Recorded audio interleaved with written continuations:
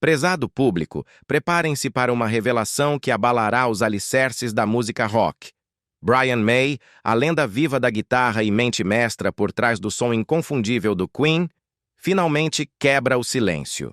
Brian May, aos 77 anos, o homem que, junto com seus icônicos companheiros de Queen, redefiniu a música, nos presenteou com hinos imortais como Bohemian Rhapsody, We Are the Champions e Somebody to Love.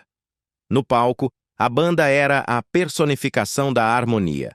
4 mentes musicais em perfeita sincronia. Mas a realidade nos bastidores era um abismo de tensão e conflito. O que os milhões de fãs jamais viram foi a disputa pessoal feroz que se formava sob a superfície. Uma guerra fria, muitas vezes à beira de explodir, entre Brian e um coestrela em particular. Houve guitarras destruídas, sessões de gravação sabotadas e até mesmo quase chegaram às vias de fato. A tensão era tão palpável que é um milagre a banda não ter se desintegrado por completo. Por décadas, o Queen manteve esse drama enterrado, mas agora Brian May decidiu levantar o véu e revelar ao mundo a pessoa com quem ele realmente detestava trabalhar. E acreditem, vocês jamais adivinharão quem era. A jornada inesperada de Brian May. Antes que seus solos de guitarra fizessem vibrar estádios lotados em todo o mundo, Brian May era uma criança brilhante e curiosa, fascinada pelas estrelas e com uma mente privilegiada para a música. Nascido em 19 de julho de 1947 em Hampton Hill, Middlesex, Brian Harold May cresceu como filho único de Ruth e Harold May. Seu pai, engenheiro aeronáutico, e sua mãe, escocesa de nascimento, incutiram-lhe uma profunda calorosidade e raízes familiares. Desde pequeno, Brian era daquelas crianças que se perdiam entre livros, experimentos científicos ou instrumentos musicais. Sua excelência acadêmica o levou à Hanworth Road Primary School e, posteriormente, à Hampton Grammar School, com uma bolsa de estudos, destacando-se tanto no intelectual quanto no criativo. Ao finalizar seus estudos, contava com 10 O-Levels e 3 A-Levels em física, matemática e matemática aplicada. Este caminho acadêmico o conduziu ao Imperial College London, onde se graduou com honras em física e matemática em 1968. Mas a verdadeira magia acontecia em paralelo. Imerso em equações e astronomia, Brian já havia construído sua própria guitarra elétrica, a agora lendária Red Special, junto com seu pai. Forjada a partir de uma velha lareira e peças de bicicleta, esta guitarra caseira não só definiria o som do Queen, com seu tom quente e distintivo, mas se tornaria uma extensão de sua própria identidade. O nascimento de uma lenda. Enquanto estudava na universidade, Brian formou a banda 1984 com seu colega Tim Staffell. Após algumas apresentações locais, deram um passo mais sério com o Smile, que incluía Brian na guitarra, Tim Staffell no baixo e voz, e um jovem estudante de odontologia chamado Roger Taylor na bateria. Seu som era promissor, mas a verdadeira transformação chegou quando Tim lhes apresentou um estudante de arte extravagante e aspirante a cantor chamado Farrokh Bulsara, a quem hoje conhecemos como Freddie Mercury. Freddie ficou cativado pelo potencial do grupo e os impulsionou a pensar grande, com mais força e audácia. Quando Staffell deixou o Smile em 1970, Freddie assumiu as rédeas, trazendo não apenas sua voz potente, mas uma visão completamente nova. Ele até propôs um novo nome para a banda, Queen. No início, o nome causou controvérsia. Alguns o consideravam extravagante demais ou com conotações que preferiam evitar. Mas Freddie insistiu que simbolizava realeza, força e teatralidade e não se enganou. A recém-formada Queen, Mercury, May, Taylor e o primeiro baixista Mike Gross tocou seu primeiro concerto sob o novo nome no City Hall de Truro, Cornualha, em 27 de junho de 1970. Embora poucos tenham comparecido a este evento beneficente, organizado pela mãe de Roger para a Cruz Vermelha, a história já havia sido escrita. Vários baixistas entraram e saíram, mas em 1971, John Deacon se juntou à banda, consolidando a formação lendária que mudaria a música para sempre. A dualidade de um gênio. O álbum de estreia homônimo do Queen foi lançado em 1973 com canções como Lear e Keep Yourself Alive. Freddie logo adotou o nome artístico Mercury, inspirado nas letras que escreveu em My Fairy King. A banda abraçou sua identidade única, fundindo ópera, hard rock, glam e espetaculares apresentações teatrais em um gênero próprio e inconfundível. Mas, embora a ascensão do Queen tenha sido meteórica, Brian nunca abandonou sua paixão pela ciência. Apesar de pausar sua pesquisa de doutorado para se dedicar completamente à banda, ele nunca parou de pensar nas estrelas. Décadas depois, ele retornou ao Imperial College e completou seu doutorado em astrofísica, provando ao mundo que estrelas do rock também podem usar jalecos de laboratório. Fora da música e da ciência, Brian também é um ativista comprometido com os direitos dos animais, levantando a voz frequentemente sobre a conservação da vida selvagem e o bem-estar animal. Ele publicou livros sobre fotografia estereoscópica, defendeu a proteção do meio ambiente e permanece ativo tanto em círculos acadêmicos quanto humanitários. Brian May não é apenas o cérebro por trás dos riffs icônicos de guitarra do Queen. Ele é um polímata cuja vida é um testemunho de paixão, inteligência e compromisso inabalável. Brian May, o arquiteto de estrelas e sons. Ele é físico, inventor, escritor, um cavalheiro britânico e um homem cuja criatividade se estende, literal e figurativamente, por galáxias inteiras. Seja desencadeando a euforia no palco com Bohemian Rhapsody ou calculando o movimento da poeira interplanetária, uma coisa fica clara. Brian May sempre alcançou as estrelas e nos levou com ele. Mas enquanto o Queen alcançava um sucesso massivo, muito poucos conhecem a verdadeira história de como eles conseguiram. Mergulhamos nos primeiros dias do Queen. Quando o Queen se formou em 1970, o caminho à frente não estava pavimentado com discos de ouro e estádios lotados. Na verdade, estava cheio de cartas de rejeição, shows de pouca expressão e um ciclo aparentemente interminável de portas fechadas. Apesar de seu talento puro e sua química inegável, o Queen lutou para ganhar terreno. Eles não conseguiam um contrato de gravação adequado porque não tinham seguidores, mas não conseguiam construir uma base de fãs sem um contrato. Era o clássico peixe que morde o rabo, que aterroriza quase toda a banda aspirante. Brian May uma vez descreveu esses primeiros dias como uma batalha implacável. Sem o apoio da indústria, eles estavam excluídos dos grandes palcos e das grandes oportunidades. Mas em vez de desistir, o Queen se esforçou ao máximo. Eles dedicaram incontáveis horas para escrever, ensaiar, arranjar e se apresentar, sempre aperfeiçoando seu estilo. May explicou de forma simples. Eles tinham que estar tão preparados, tão polidos, que quando a menor janela de oportunidade se abrisse, eles pudessem pular através dela sem hesitação. E foi exatamente isso que eles fizeram. Sua disciplina valeu a pena. Logo, a voz sobre uma banda de rock chamada Queen começou a se espalhar. O Queen não era apenas mais uma banda de rock. Eles eram algo diferente, algo magnético. E quando os ouvidos certos finalmente os ouviram, eles já estavam operando como uma banda que pertencia às grandes ligas. O grande avanço deles veio quando assinaram seu primeiro contrato de gravação, marcando o ponto de virada em uma jornada impulsionada pela determinação, coragem e uma fé inabalável em seu próprio som. Em julho de 1973, o Queen lançou seu álbum de estreia homônimo. Ele não os catapultou para o estrelato da noite para o dia, mas os anunciou ao mundo em grande estilo. O álbum foi uma montanha-russa de estilos e humores, misturando hard rock, experimentação progressiva e um toque operístico. Faixas como Keep Yourself Alive explodiram com energia, enquanto Doing All Right revelava o lado mais suave e introspectivo da banda. O projeto recebeu críticas sólidas e lançou as bases para o que se tornaria uma das discografias mais icônicas da história da música.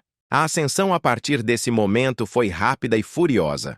Os álbuns seguintes do Queen construíram sobre seu som característico, cada um mais ambicioso que o anterior. Em meados e no final dos anos 70, eles já estavam lotando arenas, dominando as paradas e lançando o tipo de sucessos que se tornariam hinos geracionais. Killer Queen, Somebody to Love, Don't Stop Me Now e, claro, Bohemian Rhapsody. Essa música, por si só, foi uma revelação.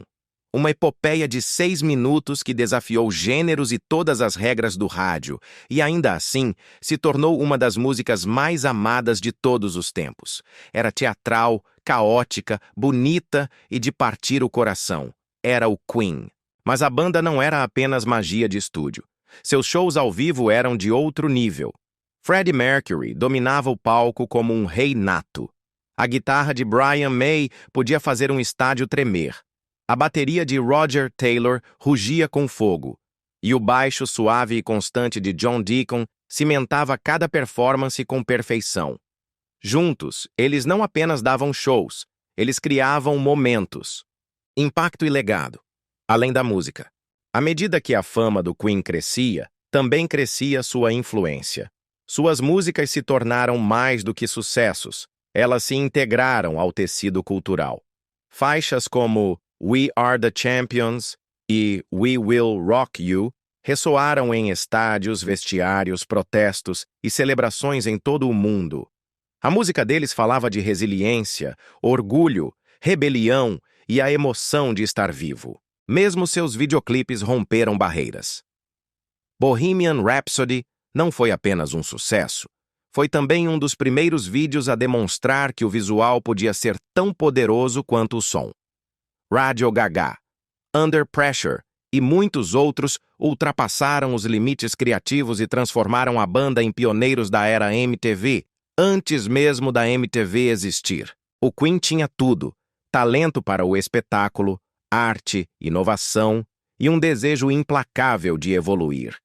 E tudo começou com aquelas lutas iniciais que os forçaram a trabalhar mais duro, sonhar mais alto e estar absolutamente prontos quando o mundo finalmente começou a ouvi-los. O preço da fama. Mas enquanto a banda alcançava novas alturas, a vida amorosa de Brian May desmoronava lentamente sob o peso de sua recém-descoberta fama. A verdadeira razão pela qual o primeiro casamento de Brian May ruiu, uma confissão que revela a dura realidade por trás do brilho do estrelato.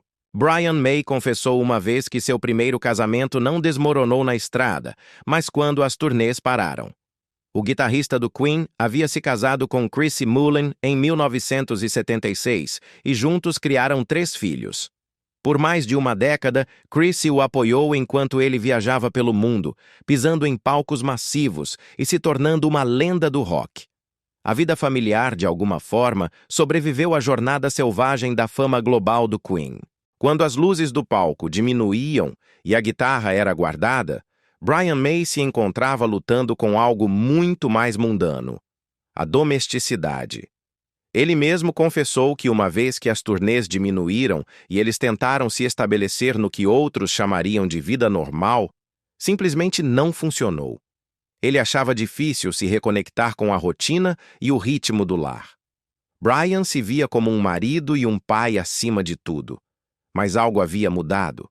Ele se olhava no espelho e se surpreendia ao ver uma pessoa completa refletida, porque por dentro ele se sentia incompleto. A vida em turnê o havia transformado. Finalmente, ele admitiu que não foi apenas a tensão do reajuste que terminou seu casamento. Ele havia se apaixonado por outra pessoa, a atriz Anita Dobson, a quem conheceu em 1986. Embora o romance tenha tornado impossível a reconciliação com sua primeira esposa, seu relacionamento com Anita se tornou algo duradouro.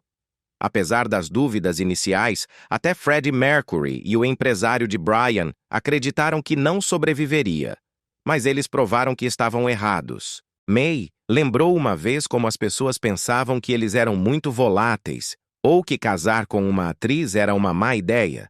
Mas anos depois, sentado ao lado de Anita durante uma aparição em um programa de entrevistas, ele simplesmente sorriu e disse: "Bem, de alguma forma, ainda estamos aqui." Eles se casaram no ano 2000 e estão juntos desde então. O colapso de seu casamento ocorreu durante um dos períodos mais sombrios da vida de Brian. Na mesma época, ele perdeu seu pai, seguido de perto pela devastadora morte de seu amigo e colega de banda, Freddie Mercury. Esses eventos o desmoronaram emocionalmente, mergulhando-o em uma profunda dor. Essa dor e introspecção foram despejadas em seu álbum solo de 1992, Back to the Light. O álbum era cru, mais do que apenas música, era terapia. Tornou-se sua forma de processar os escombros emocionais deixados pela perda, pelo desamor e pelos duros desvios da vida. O nascimento de um hino. Enquanto isso, nos bastidores, outra tempestade já havia se formado. Uma que eventualmente daria ao mundo a obra-prima mais icônica do Queen, Bohemian Rhapsody. Com Bohemian Rhapsody, o Queen não apenas lançou uma canção, eles detonaram uma bomba musical que explodiu todas as regras da composição de rock e deixou o mundo atônito da melhor maneira possível. O que começou como rabiscos em pedaços de papel de um jovem Freddie Mercury durante seus dias na faculdade de arte, evoluiu para se tornar uma das canções mais ambiciosas e icônicas já gravadas. No final dos anos 60, Mercury compartilhou com seus colegas de banda que tinha 3 ideias de músicas diferentes em sua cabeça. Mas em vez de escrevê-las como faixas separadas, ele imaginou algo mais ousado: combiná-las em uma epopeia longa que desafiava gêneros. O resultado foi uma montanha-russa sonora de 6 minutos. Em parte balada de rock, em parte ópera, em parte caos de headbanging, que se tornaria o hino principal do Queen, e décadas depois, o título de um filme biográfico de sucesso que imortalizou o legado da banda. Em meados de 1975, o Queen começou a ensaiar a música a sério, no Reed Farm Studio, em Surrey, antes de refiná-la por várias semanas em Penrose Court, em Hertfordshire. Quando finalmente estavam prontos, eles se lançaram à gravação no Rockfield Studios, no País de Gales, em 24 de agosto. Brian May recordou que entrar no estúdio para trabalhar na faixa foi como uma descarga de adrenalina. O momento, disse ele, foi simplesmente a maior emoção. A estrutura da música não se parecia com nada que alguém já tivesse tentado. Abria com uma pergunta assombrosa à capela: "Is this the real life? Is this just fantasy?" Esta é a vida real? É apenas fantasia? Antes de passar por harmonias exuberantes, uma balada liderada pelo piano, uma intensa sessão operística, uma explosão de rock com guitarra e um encerramento inquietante. Cada parte foi meticulosamente elaborada. Mercury havia escrito cada harmonia para a sessão de ópera, e a banda dedicou uma semana inteira para gravá-la. Eles empilharam até 160 overdubs vocais, usando fita analógica de 24 pistas, com Mercury cobrindo o registro médio, May na parte grave e Roger Taylor cantando as partes agudas. Mercury se lançou à performance com seu estilo característico. As vozes se elevavam, caíam e dançavam através de Mamma Mia, Galileo e Fígaro, rebatendo entre oitavas como um conjunto da Broadway empacotado em uma única voz. Em certo momento, a fita estava tão gasta pelas constantes regravações que se tornou translúcida. May lembrou como, ao segurá-la contra a luz, ela revelava o quão perto eles estiveram de perder a faixa inteira. Cada vez que Fred adicionava mais Galileu, eles sacrificavam algo mais. Acontece que um desses Galileu era uma referência ao amor de May pela astronomia. Ele eventualmente obteria um doutorado em astrofísica, e o restante da música estava cheio de joias literárias e culturais. Scaramouche, um personagem da comédia italiana do século XVI. Bismillah, a frase islâmica que significa em nome de Deus, e Beelzebu, um antigo nome para o diabo. Mercury nunca explicou o significado das letras em detalhes, mas May uma vez refletiu que Fred provavelmente despejou mais de si mesmo nessa música do que deixou transparecer. Bohemian Rhapsody não foi apenas uma música. Foi um testamento da perseverança, do gênio e da capacidade do Queen de transformar a adversidade em arte imortal. Freddie Mercury. Debaixo do esplendor, uma luta íntima. Na superfície, ele era extravagante e rápido, um mestre de cerimônias, mas debaixo dessa fachada havia camadas de insegurança e uma luta pessoal com a identidade. Uma vez que a gravação de Bohemian Rhapsody estava completa, com os toques finais em estúdios como Roundhouse, Scorpio Sound e Wessex Sound, houve um sentimento unânime entre a banda e seu produtor, Roy Thomas Baker, de que eles haviam feito algo histórico. Baker lembrava-se de estar parado na parte de trás da sala de controle e simplesmente saber que sentia como se estivesse ouvindo um momento que seria estudado, dissecado e celebrado por décadas. Apesar do entusiasmo da banda, sua gravadora não estava convencida. Um single de 6 minutos era algo inédito, e os executivos alertaram que a música não teria veiculação no rádio. O Queen não cedeu. Eles insistiram que Bohemian Rhapsody era o single. Foi um movimento arriscado, até que o amigo de Mercury, o DJ da Capital Radio Kenny Everett, a colocou em suas mãos. Ele a tocou 14 vezes em um único fim de semana, gerando tanto entusiasmo entre os ouvintes que a gravadora não teve escolha a não ser ceder. E assim, a história começou a se desenrolar. O nascimento do primeiro videoclipe icônico. Para apoiar o single, o Queen gravou um vídeo promocional, agora amplamente considerado como o primeiro verdadeiro videoclipe musical, dirigido por Bruce Gowers. Ele foi filmado em apenas 3 horas no Elstree Studios por 3.500 €. O vídeo recriava a pose inquietante da capa do álbum Queen II, alternando entre tomadas dramáticas da performance e Mercury banhado em uma iluminação no estilo Marlene Dietrich. O resultado foi hipnotizante. Ele estreou no Top of the Pops em 20 de novembro de 1975 e instantaneamente se tornou o assunto da cidade. O Queen assistiu à estreia do quarto de um hotel em Taunton, sentindo já o terremoto cultural que haviam desencadeado. No Reino Unido, Bohemian Rhapsody alcançou o número 1 e permaneceu inabalável por 9 semanas consecutivas. Desafiou toda a concorrência, incluindo um sucesso inesperado de comédia de Laurel e Hardy. Também se tornou a única música a liderar as paradas do Reino Unido 2 vezes no Natal. Primeiro em 1975 e novamente após a morte de Mercury em 1991. Nos Estados Unidos, entrou no top 10 e se tornou o primeiro grande sucesso americano do Queen. O lado B, I'm in Love with My Car, de Roger Taylor, um favorito coach por direito próprio. O hino que transcendeu gerações. A partir daí, Bohemian Rhapsody se consolidou nas apresentações ao vivo do Queen. Foi um número estelar durante a turnê A Night at the Opera, de 1975, e depois abriu seu icônico concerto no Live Aid, em 1985, onde ecoou pelo estádio de Wembley e alcançou milhões de espectadores em todo o mundo. Em 2004, a faixa foi incluída no Hall da Fama do Grammy. Leitores da Rolling Stone nomearam a performance de Mercury como a melhor voz de rock de todos os tempos. Até 2018, ela havia se tornado a música mais transmitida do século XX, ultrapassando 1,6 bilhão de streams e superando Smells Like Teen Spirit, do Nirvana.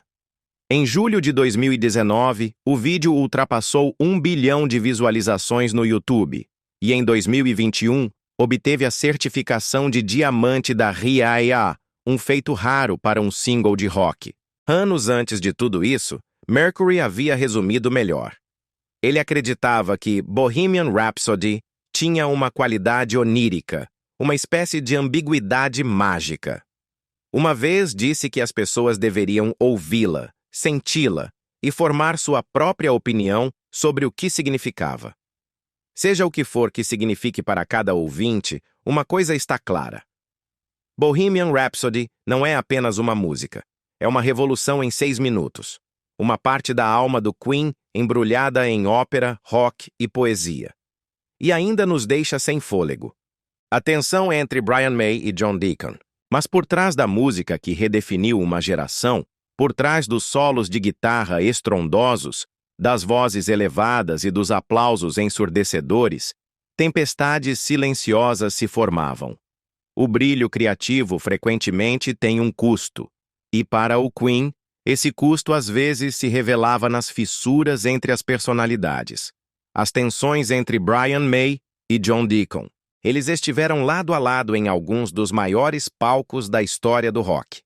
O baixista silencioso e o mago da guitarra de cabelo cacheado. À primeira vista, John Deacon e Brian May pareciam se mover em perfeita sincronia. Seus instrumentos teciam magia por trás do tom de Freddie Mercury.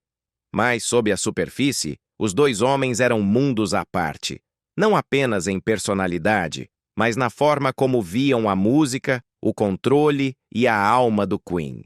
John era calmo, introvertido e frequentemente preferia trabalhar isoladamente. Não era de discutir ou fazer barulho em entrevistas, mas dentro do estúdio, ele tinha ideias muito específicas e nem sempre queria ceder. Brian, por outro lado, estava profundamente envolvido em cada detalhe. Famosamente meticuloso e apaixonado pela identidade rock do Queen, ele não tinha medo de assumir o controle ou expressar suas preocupações, o que frequentemente o colocava em desacordo com os instintos mais simples e funk de John. As coisas começaram a mudar com Another One Bites the Dust. Era puro Deacon, despojada, funk, inspirada em artistas como Chic. Quando ela alcançou o topo das paradas em todo o mundo, especialmente nos Estados Unidos, os instintos de John foram subitamente validados. Freddie adorou.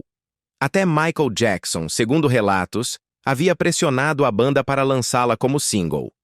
Brian, no entanto, não estava tão convencido.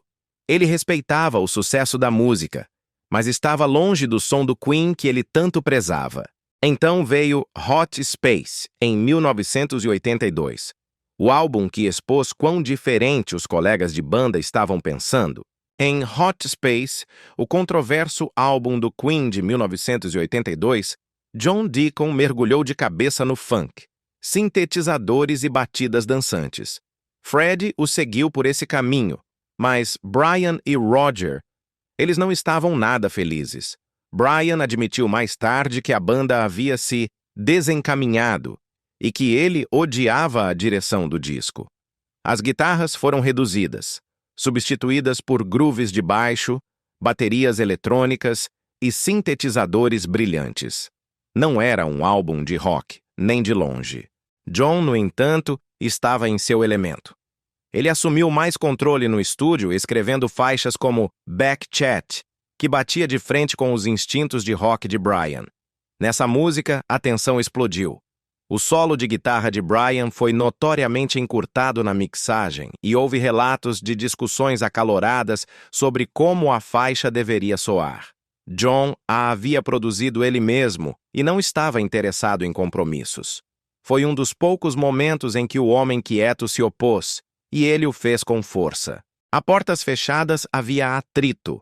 Alguns fãs até especularam que as letras de Back Chat, When I talk to you, you're always full of lies, don't talk back. Quando falo com você, você está sempre cheio de mentiras, não responda. Eram direcionadas a Brian, um dardo sutil ao seu controle no estúdio. Embora nenhum dos dois jamais tenha confirmado, a tensão era palpável. O choque criativo por Back Chat se tornou um momento decisivo em sua incômoda parceria. Essa mesma dinâmica se repetiu com I Want to Break Free, outra criação de John Deacon. Era uma música cativante, sintética, uma paródia descarada das telenovelas britânicas. Fred adorou a ideia. Roger achou hilário. Mas nos Estados Unidos, o vídeo teve um efeito bumerangue. A MTV quase não o veiculou. O público americano não entendeu a piada e Brian não estava entusiasmado. Anos mais tarde, ele refletiu que o vídeo realmente prejudicou a reputação deles na América. Embora ele nunca tenha culpado publicamente John, os fãs puderam ler nas entrelinhas.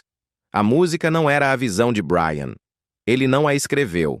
Não amava sua direção musical, e as consequências do vídeo apenas aprofundaram a divisão criativa entre ele e John. Apesar de seu exterior tranquilo, houve raros momentos em que a frustração de John aflorou. Durante a turnê de Hot Space, os fãs o viram jogar seu baixo contra o amplificador depois de um show, não por exibicionismo, mas por uma raiva autêntica. Foi uma imagem chocante. O membro mais silencioso do Queen fazendo o maior barulho. Era direcionado a Brian, ao estresse da turnê? Ninguém sabe realmente, mas estava claro que algo estava se acumulando dentro dele e que não eram apenas nervos de palco. O último acorde de Deacon, o silêncio após a tragédia. Em 1986, John escreveu One Year of Love para o álbum A Kind of Magic. Era outra canção terna e romântica, sem vestígios da guitarra característica de Brian. Em vez disso, apresentava um solo de saxofone. Por quê? Segundo os sussurros dos próximos à banda, John havia originalmente planejado que Brian contribuísse com um solo, mas os dois colidiram sobre a direção da faixa. No final, John eliminou completamente a guitarra.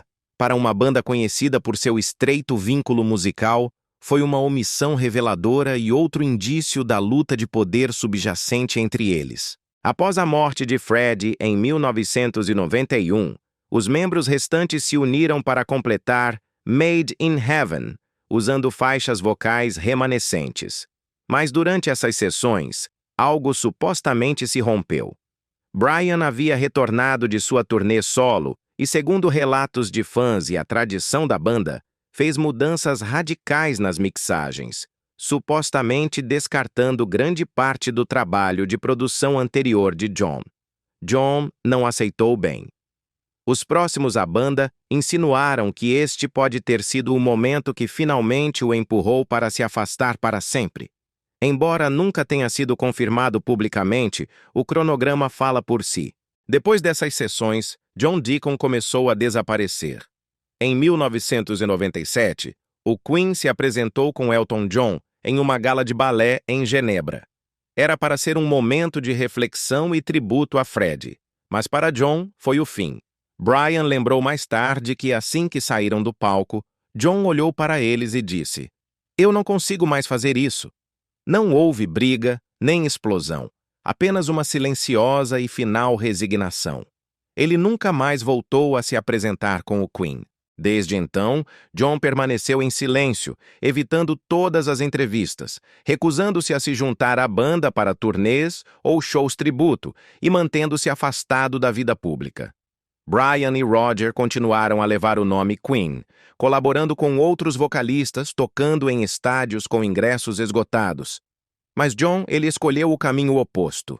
E embora Brian fale respeitosamente dele até hoje, sempre há uma nota de tristeza em sua voz, como se uma parte dele soubesse que eles se perderam muito antes de o mundo perceber. Eles eram duas faces de uma moeda brilhante. Um perseguindo o som através da complexidade, o outro perseguindo o ritmo através da simplicidade. E em algum lugar entre essas diferenças, a tensão tácita moldou algumas das músicas mais icônicas já gravadas. Mas uma vez que a música parou, a parceria também parou. Agora, mesmo depois de se afastar dos palcos há mais de 2 décadas, a presença de John Deacon ainda perdura na órbita do Queen. Embora tenha se aposentado oficialmente da banda em 1997, sua voz, por mais silenciosa que seja, ainda é importante nos bastidores. Brian May, agora com 77 anos, revelou recentemente em uma entrevista à Mojo que o elusivo baixista ainda exerce uma influência sutil, mas poderosa, sobre as principais decisões do Queen. Deacon pode não estar mais escrevendo linhas de baixo ou mexendo com amplificadores no estúdio, mas quando se trata da direção da banda, ele ainda tem a última palavra. May explicou que, embora Deacon prefira não se envolver criativamente, sempre temos notícias dele quando é importante. As mensagens os confirmam que ele está satisfeito com o que estão fazendo. E a banda, por sua vez, respeita sua necessidade de paz e distância. Ele não quer o estresse de se envolver criativamente, compartilhou May. E nós respeitamos isso. Freddie Mercury, é claro, não está mais com eles. Mas May e Roger Taylor frequentemente se perguntam o que Freddie ou John diriam. Nós quatro trabalhamos como uma equipe por tanto tempo, refletiu May, que Roger e eu temos uma ideia muito clara do que nossos colegas do Queen diriam. Ele fez uma pausa, observando com um meio sorriso que a parceria deles durou mais que a maioria dos casamentos. John Deacon se juntou ao Queen em 1971, tornando-se a peça final de um quebra-cabeça já lendário. Quieto e discreto no palco, ele era uma força musical nos bastidores.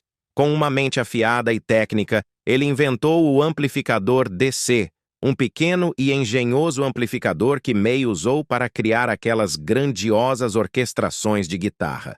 As impressões digitais de Deacon estão em cada álbum do Queen. Da linha de baixo instantaneamente reconhecível de Another One Bites the Dust, aos créditos de composição em I Want to Break Free, suas contribuições foram enormes, mesmo que seu comportamento fosse o oposto de ostentoso. Mas tudo mudou após a morte de Mercury em 1991. Deacon tornou-se cada vez mais solitário. Suas aparições públicas diminuíram até que ele se aposentou silenciosamente em 1997. Desde então, ele permaneceu completamente em silêncio, sem entrevistas, sem eventos públicos, apenas uma vida tranquila fora dos holofotes. Para os fãs que cresceram com sua música, sua ausência é um mistério que só se aprofundou com o tempo. No entanto, sua conexão com a banda não está quebrada. Apenas mudou. Ele pode não pisar mais no palco, mas observa à distância, dá sua bênção quando necessário e continua sendo um fio essencial no tecido do Queen. Enquanto isso, May e Taylor não descartam o futuro.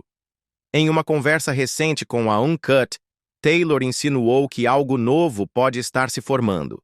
Ele disse que ele e May estavam conversando e ambos concordaram que, se encontrassem material que parecesse fresco e forte, não havia razão para não gravá-lo. Ainda podemos tocar, ainda podemos cantar, ele observou. Então não vejo por que não. Poderia um novo capítulo para o Queen estar no horizonte? É possível. E mesmo que John Deacon nunca mais toque um baixo, sua sombra estará lá, aprovando ou não em silêncio, exatamente como sempre esteve. Qual música do Queen ainda é sua favorita? Compartilhe seus pensamentos conosco nos comentários. Não se esqueça de curtir, compartilhar e se inscrever. E se inscrever. E se inscrever. E se inscrever. E se inscrever.